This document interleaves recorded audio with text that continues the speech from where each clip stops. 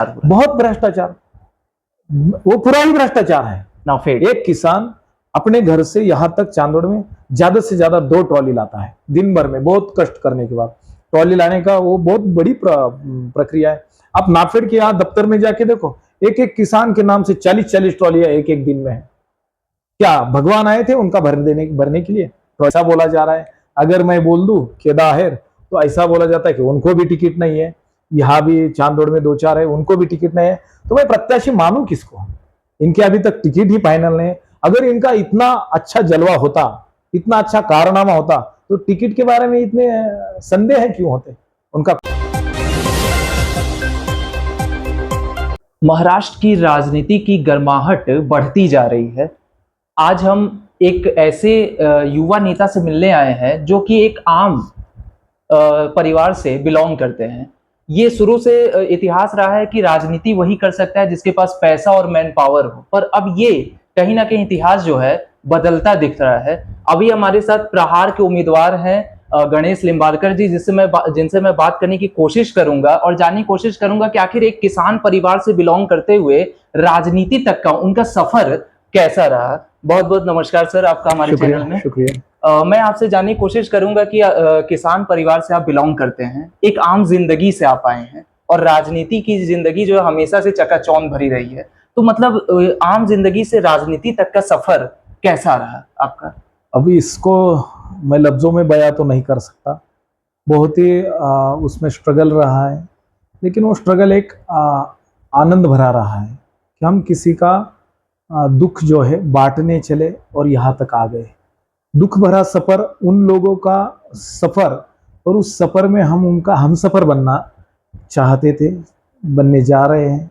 और वो भावना उसकी और मेरी एक रूप बनती जा रही है, और उसी की वजह से हम यहाँ तक आए हैं। किसानों के यहाँ मजदूरी करने वाले मजदूर, आदिवासी, इनकी जो संघर्ष है, इनका जो संघर्ष है, वो संघर्ष समझने के लिए मुझे यहाँ तक का राजनेता का सफर करना पड़ा।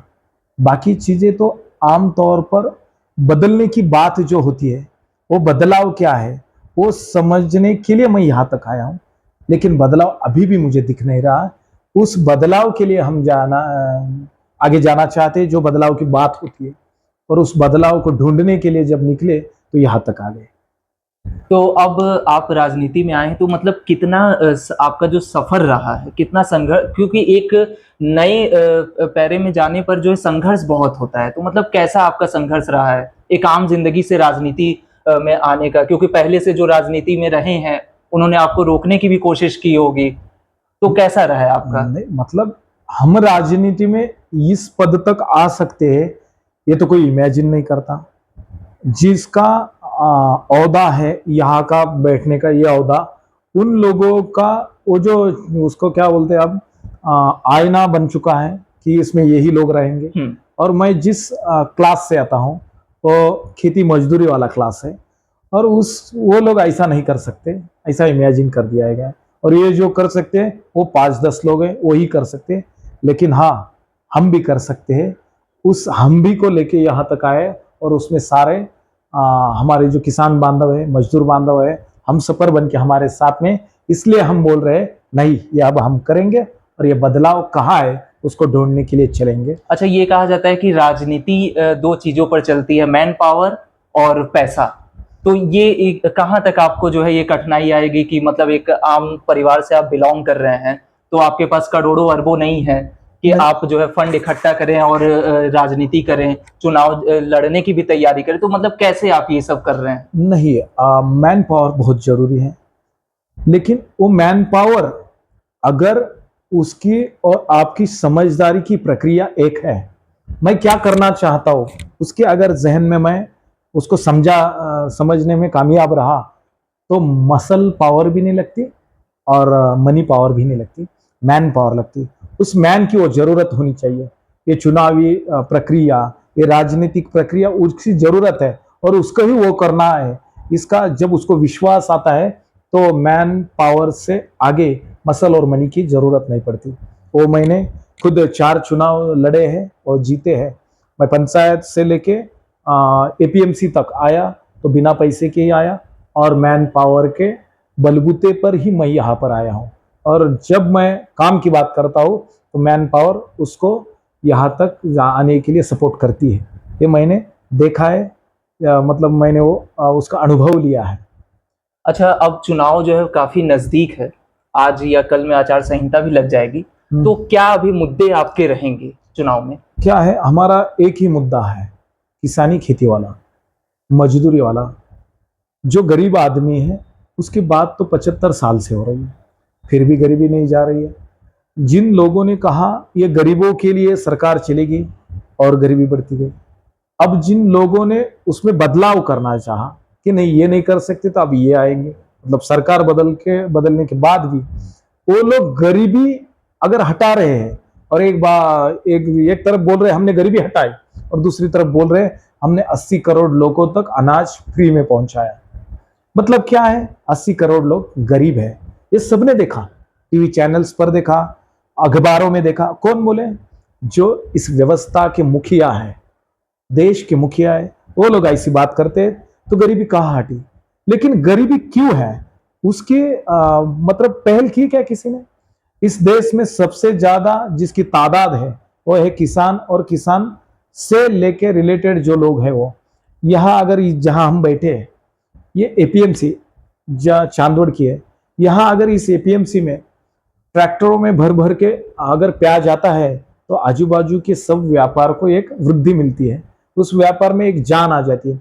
जब उस व्यापार में जान आती है तब सब लोग अपना पैसा लेके आगे चलते हैं, जिसको आप जीडीपी बोलते हैं।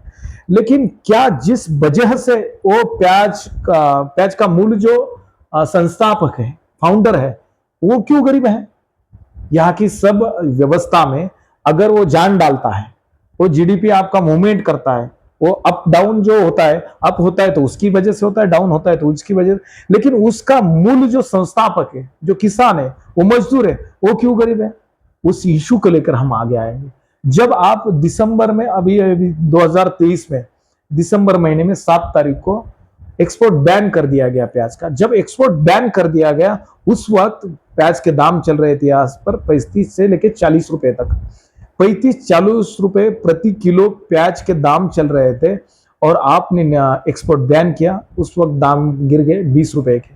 मतलब 30 क्विंटल का हमारा एक ट्रॉली आता है, लगभग थोड़ा बहुत कम ज्यादा 30 क्विंटल हमने पकड़ा, तो उसमें कितना घाटा आया किसान का? एक ट्रॉली में 60,000 रुपए का, 60,000 रुपए का एक ट्रॉली में घाटा आया। उसकी ऐसी 10 ट्रॉलियां हैं तो कितने का घाटा हुआ? 60,000 से 6 लाख रुपए का घाटा हुआ। जिस प्रोफेशन में उसको 6 लाख रुपए मिलने वाला था, आपने उस 6 लाख रुपए को उसके हाथ से छीन लिया, तब वो आप उसके अमीरी की बात करोगे क्या गरीबी की? क्या होगा? वो गरीबी होगा ना। सीधा सा सवाल है, उसके खुद के कष्ट का पैसा उसे मिलने जा रहा था, आपने छीन लिया और उसे गरीब रहने पर मजबूर किया। और अब उनकी बात कर रहे हैं कि हम गरीबों को 1500 रुपए हर माह को, हमारी बहन के नाम से कुछ लाडली बहनी स्कीम चल रही है महाराष्ट्र में, उसको देने वाले। जब उस लाडली बहन के तहत उसको 3,000 रुपए मिले 2 महीने के, तो उस लाडली बहन का जो पति है, मतलब वो जो लाडली बहन स्कीम वालों का जीजा, वो जब मुझे फोन करता है, गणेश भाऊ हमारे 3,000 रुपए बैंक ने कटवा लिए, वो कर्ज के खाते में जमा कर दिए गए। मैंने बोला किस पे चीज का कर्जा लिया था? तो वो बोलते हैं हमने क्रॉप लोन लिया था, पिक कर्ज बोलते हैं उसको मराठी में, हमने क्रॉप लोन लिया था। वो क्रॉप क्या था? तो प्याज ही है। अगर प्याज का कर्जा 3 लाख का है और उसके ऊपर 6 लाख आपने छीन लिए हैं और आप 3,000 रुपए दे रहे हो और वो भी 3 लाख में जमा हो रहे हैं, तो वो कर्जा किसकी वजह से? किसकी वजह से? तो पहले 6 लाख आपने छीन लिए और वो 6 लाख रुपए में से 3 लाख वो भर देता और अपने पास 3 लाख रखता, तो क्या बुरा होता? तो तब वो राष्ट्र का एक हिस्सा मजबूत बनने जाएगा, वो गरीबी से आगे की पहल कर पाएगा।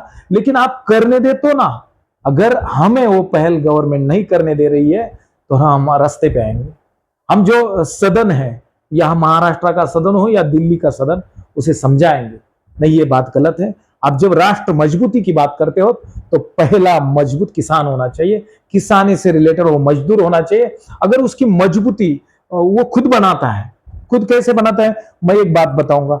अगर किसान जो प्याज निकालता है, यहाँ पर ना कोई पानी की व्यवस्था है, ना कोई सिंचन की व्यवस्था है, बिजली भी रात में देते हैं, रात में जाकर उसको पानी देना है, रात में बिजली, रात में जाकर पानी देना, पानी भी ऊपर वाला देगा तभी, और उसी की वजह से हम एक साथ में प्याज लगाते हैं, क्योंकि ऊपर वाला पानी भेजेगा तब यहाँ पर बीज बोएगा, प्याज बढ़ेगा, प्याज लगेगा, सब एक साथ में होता है, तो सहज है कि वो मार्केट में भी एक साथ में आएगा। तो साथ में वो प्रयास कर रहा है, मार्केट में साथ में आ रहा है, ये सब चीजें पिछले 40-50 साल से एक सरी की हो रही है। फिर उसमें आपने क्या प्लान किया कि साथ में आने वाला प्याज उसको डिसेंट्रलाइज कैसे किया जाए, उसका विकेंद्रीकरण कैसे किया है, इस चीज के ऊपर काम होना चाहिए। उल्टा क्या किया आपने, उसमें 15,000 करोड़ रुपया निवेश किया इस 2-3 साल में, और नाफेड के नाम से उसमें पैसे का भ्रष्टाचार हुआ, गरीब गरीब बनता जा रहा है, और जिसके हाथ में व्यवस्था है वो अमीर होता जा रहा है। मतलब आपका कहना का ये है कि नाफेड जो बना हुआ है उससे भ्रष्टाचार हो रहा है। बहुत भ्रष्टाचार, वो पूरा ही भ्रष्टाचार है। नाफेड एक किसान अपने घर से यहाँ तक चांदोड़ में ज्यादा से ज्यादा 2 ट्रॉली लाता है दिन भर में, बहुत कष्ट करने के बाद। ट्रॉली लाने का वो बहुत बड़ी प्रक्रिया है। आप नाफेड के यहाँ दफ्तर में जाके देखो, एक एक किसान के नाम से 40-40 ट्रॉलियां एक एक दिन में है। क्या भगवान आए थे उनका भरने के लिए, ट्रॉली भरने के लिए? वहां लेबर नहीं मिलते, 2 पति और पत्नी उनके बच्चे मिलके वो ट्रॉली भरते हैं, उसमें वो शॉर्टिंग करना पड़ता है, ग्रेडिंग करना पड़ता है, वो ग्रेडिंग को लेके उसको अच्छे से भर के यहाँ मार्केट में लाना पड़ता है, वो बेचना पड़ता है। यहाँ तक 3-4 घंटे का समय लगता है एक ट्रॉली खाने वाली के। और नाफेड में कैसे 40-40 5 ट्रैक्टर भी बहुत मुश्किल से वो खाली कर सकता है। मतलब ये कहा जाए कि सिर्फ कागजी वहां पर कागजी है। यहाँ पर व्यापारियों ने यहाँ एपीएमसी से माल लिया, हाथों हाथ नाफेड को दिया, वो कागजों पे किसान का कागज लिया, तो उसके अकाउंट में पैसा जमा करवा दिया, 1-2% से उसको पैसे छोड़ के बाकी सब पैसा निकाला गया। यही होता गया। हमने सेंट्रल मिनिस्ट्री की जो इंक्वायरी टीम आई थी उनको उसके सामने ये सब चीजें दिखाई, कि उनको बोला देखिए ये कैसे हो रहा है। लेकिन क्या है मालूम है क्या, ऐसा बोला जाता है इसमें सेंट्रल से ऊपर से नीचे तक सब बने हुए हैं। और नाफेड का जो पहले वाला था 17 से पहले, 2017 से पहले नाफेड एपीएमसी में खरीदी करता था, सबके सामने खरीदी करता था। अगर वो 2 रुपए से लेता है तो व्यापारी को भी उनके पीछे आना पड़ता था। और नाफेड क्यों आता था पहले मालूम है? नाफेड आता था, प्याज के दाम गिर गए हैं इसलिए आता था। यहाँ नाफेड क्यों आ रहा है? प्याज के दाम गिराने के लिए आ रहा है। ये बहुत गलत बात है। अच्छा, 10 साल से यहाँ पर देवला चांदोड़ में भाजपा का वर्चस्व बना हुआ है, तो कितना मुश्किल होगा आपके लिए ये चुनाव? ये चुनाव 10 साल से भाजपा का वर्चस्व है, लेकिन आपने लोकसभा के चुनाव देखे क्या? उन नतीजों को लेकर जब हम रास्ते पे उतरे थे, प्याज के इशू को लेकर बहुत बड़ा इशू बना दिया हमने। हो बड़ा ही इशू है। अगर शहरों को प्याज मिले इसलिए उसका चुनावी मुद्दा बनाया जा सकता है, तो हम प्याज बनाने वाले उसको क्यों चुनावी मुद्दा ना बनाए? हम उसको चुनावी मुद्दा बनाएंगे और लोकसभा के चुनाव के नतीजे उसी के ऊपर आए। इसका सबसे ज्यादा आनंद किसको है? तो वो किसान को है कि पहली बार किसान ने उसको चुनावी मुद्दा बनाया और उस चुनावी मुद्दा को यशस्वी करके दिखाया। उसका यश मिला, क्या मिला? कि भाजपा के प्रत्याशी किसका, इससे हमें लेना देना नहीं, लेकिन उस प्रत्याशी को हमने धराशायी कर दिया। तो धराशायी करने का कारण प्याज बना, इसलिए हमें बहुत सारा आनंद उसमें मिला है। और उस आनंद को लेके, उसी इशू को लेके हम चांदोड़ देवला में उतरेंगे और प्याज को हीरो बनाएंगे। और प्याज के मूल चयनकर्ता का ये चुनाव है, और लोगों ने उसको मन पे लिया है, ठान भी लिया है कि इस बार चुनाव में प्याज ही आगे आएगा, और प्याज को आगे लाने वाला ही आगे आएगा। इसलिए कुछ दिक्कत नहीं आएगी। दिक्कत तो दिखती बहुत है, लेकिन आएगी कुछ नहीं, क्योंकि हमारे साथ में किसान वाला आवाम है, मजदूर वाला आवाम है, गरीबों का आवाम हमारे साथ में है। अच्छा, इस चुनाव में आप अपने सामने प्राइम कॉम्पिटिटर किसको मान रहे हैं? राहुल आहिर को, केदार नाना, किसको मान रहे हैं? अभी तक वो निश्चित ही नहीं कर सके कि कौन है प्रत्याशी। पार्टी ही नहीं कर पा रही है। अगर मैं बोल दूं एमएलए आपके है राहुल आहिर, तो उनको टिकट नहीं, ऐसा बोला जा रहा है। अगर मैं बोल दूं केदार आहिर, तो ऐसा बोला जाता है कि उनको भी टिकट नहीं है। यहाँ भी चांदोड़ में 2-4 है, उनको भी टिकट नहीं है। तो मैं प्रत्याशी मानूं किसको? इनके अभी तक टिकट ही फाइनल नहीं है। अगर इनका इतना अच्छा जलवा होता, इतना अच्छा कारनामा होता, तो टिकट के बारे में इतने संदेह क्यों होते? उनका कुछ काम नहीं है, इसलिए पार्टियों को भी चिंता है। कुछ काम न होने की वजह से इनको टिकट दिया जाए या ना दिया जाए। अच्छा, सुनने में ये भी आ रहा है कि जो दो भाइयों की लड़ाई है भाजपा में टिकट के लिए, राहुल आहिर और केदार नाना की, तो अगर टिकट केदार नाना को नहीं भी मिलता तो वो इंडिपेंडेंटली जो है ये कह रहे हैं कि मैं लड़ूंगा, तो फिर आप कैसे देखते हैं इस चुनावी रणनीति नहीं, को? मैं ये देखिए वो उनके परिवार का मसला है, लेकिन यहाँ परिवार के मसले की ओर मैं कभी देखा ही नहीं। मैंने देखा हमारे प्याज का क्या मसला है नहीं, अगर वो इंडिपेंडेंटली है ना, मैं आगे जाता हूँ ना। उन्होंने एक मानसिक तौर पर किसी का नाम ना आगे आए इसलिए कदाचित यहाँ पर दो भाइयों की लड़ाई दिखाई है। वो दोनों आपस में समेट कर देंगे कि बाद में ठीक है मेरे बड़े भाई को ही हमें आगे लाना है, ऐसा कुछ करके वो एक किसी को टिकट दे देंगे। लेकिन उन टिकट के इशू के नीचे सारे इशू दबाए दिए गए हैं। कौन से? प्याज वाले इशू, क्रॉप इंश्योरेंस वाले इशू, यहाँ पर जो अकाल गिरा था उस अकाल वाला इशू। यहाँ पानी नहीं था अगस्त तक पीने में, फार्मर्स को पीने वाला पानी नहीं मिल रहा था अगस्त तक, और अगस्त तक पानी ना पीने वाले प्रदेश को ये उसके जहन में ना रहे, इसलिए नाना या दादा इस इशू में अटका के रखा है। इशू ये होना चाहिए प्याज वाला या बगैर प्याज वाला, ये नाना दादा उनके परिवार का हिस्सा है, मसला है वो आपस में बैठ के कर ले। लेकिन इस पूरी राजनीतिक व्यवस्था पर ऐसा दिखाया गया कि नाना या दादा, अरे वो मसला उनके परिवार का है, हम प्याज वाला या बगैर प्याज वाला, अकाल में साथ खड़े रहने वाला या वहां नासिक रहने वाला, या वहां ये सब नासिक रहते हैं, उनको मालूम नहीं अकाल कैसा रहता है इधर, सब नासिक में, उनके सब परिवार नासिक में खुशहाली में जिंदगी जीते।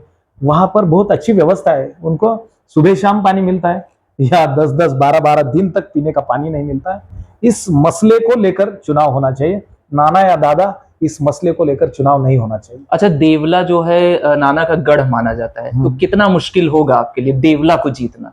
देखिए, देवला नाना का गढ़ पहले था, अब नहीं है, क्योंकि अब वहां किसानों का गढ़ बनेगा।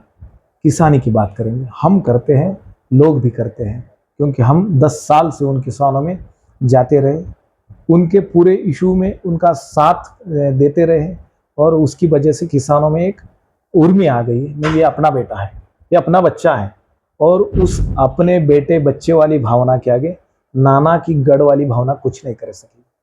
और उमराना में, देवड़ा के उमराना में सबसे ज़्यादा किसान वहाँ इकट्ठा होके नामदार बच्चू भाऊ कडू, जिनको हम फॉलो करते हैं, जिनके विचारों के तहत हम किसानों की भलाई की बात करते हैं, उनके सामने वो जो सभा बनी, उस सभा में सब कुछ बता दिया कि अब किसान किसी नाना या दादा का गढ़ नहीं है, वो खुद का गढ़ बनाने जा रहा है, वो प्याज का गढ़ बनेगा। देवला हो या चांदोड़ हो, किसान तो प्याज ही करता है ना, तो बात प्याज की होगी, नाना दादा की नहीं होगी, प्याज की बात होगी, मक्का की बात होगी, सोयाबीन की बात होगी किसानी की, खेती की, मजदूरों की, गरीबों की बात होगी। अच्छा, एक आखिरी सवाल आपसे रहेगा, हमारे दर्शक भी जानना चाहेंगे कि अब चुनाव का समय जो है धीरे धीरे नजदीक आता जा रहा है, तो गणेश निम्बारकर की क्या रणनीति होगी चुनाव के आगे की? आपकी क्या रणनीति रहेगी? मेरी रणनीति वैसी कुछ नहीं है। मैं वैसे 23 साल में इस क्षेत्र में हूँ, लेकिन मैं 10 साल से जिस किसानी वाली मूवमेंट को लेके चल रहा हूँ, मैं हर रोज, हर दिन, रात मैं लोगों में रहा हूँ, और मेरी यही रणनीति अब भी रहेगी, आगे भी रहेगी, चुनाव के नतीजों के बाद भी रहेगी। मैं लोगों में रहूंगा, लोगों की सुनूंगा, लोगों के लिए काम करूंगा, यही मेरी रणनीति है। अभी तक सुबह 6 बजे से 8 बजे से मैं घर से बाहर निकलता हूँ, लोगों में जाता हूँ, एक भी मीटिंग मैंने अरेंज नहीं की है, सब लोगों ने अरेंज करवा के दिए। किसी गांव में मैंने फोन करके भी नहीं बताया कि मैं आने वाला हूं, मेरा ये दौरा है, मैंने अब तक नहीं किया। हाँ, ये चुनाव के जो आचार संहिता वाले दिन है, जो इलेक्शन कमीशन का प्लानिंग रहेगा, उस वक्त हम घर से निकलेंगे तो जिस गांव में सूरज डूबेगा उस गांव में रुक लेंगे, जिस गांव से शुरू होना है उस गांव में सूरज उग गया कि उसके साथ में चल पड़ेंगे। यही हमारी रणनीति है, लोगों से बात करेंगे, लोगों का दिल जीतेंगे, चाहे वोट दे या न दे, लेकिन दिल में हम बैठेंगे। तो क्या आपको प्रभाव क्या लग रहा है कि किसानों का प्रभाव आपकी तरफ क्या है, लोगों का रुख क्या है आपकी तरफ? अभी कल की शाम में जो सभा बनी, मैं उस वक्त गया तो उन्होंने कुर्सियाँ, वो जो मैट वगैरह देख के मेरा दिल शौक हो गया कि साला अपने लिए कोई कुर्सी लगा के वहां मैट बिछा के सभा ले रहा है। मैंने बोला ना, मैंने उनको बताया भी नहीं था कि मैं आने वाला हूँ, ऐसा करो वैसा करो, और कोई ऐसा मेरा यही कार्य करता है ऐसा भी मेरा कोई नजरिया नहीं है। वहां गया, वहां का आदमी, वहां का जो भी है, बड़ा बुजुर्ग या बच्चा कोई भी है, उसकी बात सुनूंगा, इसके लिए मैं जाता हूँ। लेकिन उन्होंने जो सभा बनाई वो बहुत बढ़िया रही। 1000-1500 लोग वहां जमे थे, उनसे बात की, बारिश आई फिर भी रुक के रहे। और उसको लेके मैं ये बात आपको यहाँ पर दोहराना चाहता हूँ कि लोगों के मन में ये अब कुछ तो भी अलग है, वो अलग करेंगे और जरूर करेंगे, और करना भी चाहिए, क्यों ना करना चाहिए। के लिए पिछले 75 साल से यही चल रहा है, भाजपा हो या कांग्रेस हो। लेकिन इमेजिन करेंगे तो सबका लाइफ सरीका है ना। कौन है यहाँ 2-3 परिवारों में राजनीति चलती है, ऐसा नहीं होगा। अब किसानों के परिवारों में राजनीति आएगी। अच्छा, आप राजनीति में आए हैं तो मतलब पहले से जो राजनीतिज्ञ हैं, जो बड़े बड़े राजनीतिज्ञ हैं, आप भी समझेंगे मेरी बात को, तो आपको जैसे डराने की कोशिश या पीछे हटाने की कोशिश अभी तक आपने ये फेस किया है? कैसा रहा मेरे 10 साल का ये जो राह में मैं चल पड़ा, तो उस वक्त मैंने कुछ ऐसे एग्जाम्पल सेट किए हैं कि कोई डरा नहीं सकता। मैंने कुछ ऐसे इश्यूज सॉल्व किए हैं कि मेरा सोल्यूशन क्या है लोगों को पता है। वो बहुत दूर है डराने धमकाने वाले। हम यह चट्टान की तरह पाव गड़े खड़े हैं और हमारे पाव हिलेंगे नहीं, ये सबको पता है। आगे आने वाले प्रत्याशी को भी पता है और डराने वालों को भी पता है कि आपने को डरा सकता है, ये नहीं डरेगा। हम कुछ विचारों के सिद्धांतों के तहत इस राह पे चल पड़े हैं, तो हमें कोई डरा नहीं सकता। ये उनको भी मालूम है, जो डरावनी बातें करते हैं ना, उनको भी मालूम है। और सब हमारे ग्रंथों में लिखा है, जो डराने के लिए आते हैं ना, वो खुद डरे हुए होते हैं। वो खुद डरे हुए हैं, वो मुझे क्या डराएंगे। हम तो निडर बन के चल पड़े। हमारे ना आगे कोई है ना पीछे कोई है। खेती हमारी माँ है, खेती हमारा बाप है, तो हमें कोई डरा नहीं सकता। और डराने का अगर कोई प्रयास करता है तो खुद गड्ढे में गिर जाएगा, उस डरावने गड्ढे में, जहाँ से वो ऊपर नहीं निकल सकता। बहुत बहुत धन्यवाद अपना कीमती समय हमारे चैनल को देने के लिए। तो ये थे गणेश जी, जिनसे हमारी बात हुई, और इनका कहना है कि इस बार किसी भी पार्टी की बात नहीं होगी, इस बार बात होगी प्याज की, इस बार बात होगी किसान की। तो अब ये देखना काफी दिलचस्प है महाराष्ट्र की राजनीति में कि क्या देवला चांदवाड़ की तस्वीर बदलेगी, क्या परिवर्तन यहाँ की जनता चाहती है। ऐसे ही तमाम ग्राउंड रिपोर्ट हम आपको पेश करते रहेंगे। मुझे दीजिए इजाजत, जय हिंद। सहारे जन की आवाज नौका ही समाचार, ऐसे तमाम खबरों के लिए बने रहिए हमारे साथ।